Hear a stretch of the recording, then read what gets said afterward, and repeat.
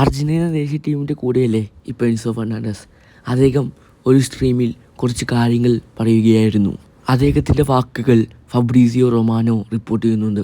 മറ്റൊന്നുമല്ല, അദ്ദേഹം ജീവിക്കാൻ ആഗ്രഹിക്കുന്ന ഒരു സിറ്റിയാണ് മാഡ്രിഡ്. അപ്പോൾ ഇതിൽ നിന്ന് ഒരു കാര്യം നമുക്ക് മനസ്സിലാക്കാം. അദ്ദേഹം ഈ സീസൺ അവസാനം എൻസോ ഫെർണാണ്ടസ് ചെൽസി വിടാൻ സാധ്യതയുണ്ടെന്ന് റിപ്പോർട്ട് ചെയ്യുന്നത് ഗാസ് നടിയിലാണ്.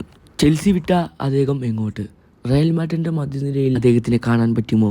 അതല്ല, ഇനി അദ്ദേഹം അത്ലറ്റിക്കോ മാഡ്രിഡിലേക്ക് പോകുമോ? കാര്യം അവിടെ അർജന്റീനൻ പ്ലേയേഴ്സും അർജന്റീനൻ കോച്ചും ഒക്കെ ഉണ്ടല്ലോ. അപ്പോൾ സാധ്യത തള്ളിക്കളയാൻ സാധിക്കില്ല.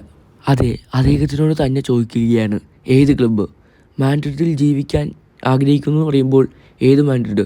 അത് അത്ലറ്റിക്കോ മാഡ്രിഡാണോ അതോ റയൽ മാഡ്രിഡാണോ?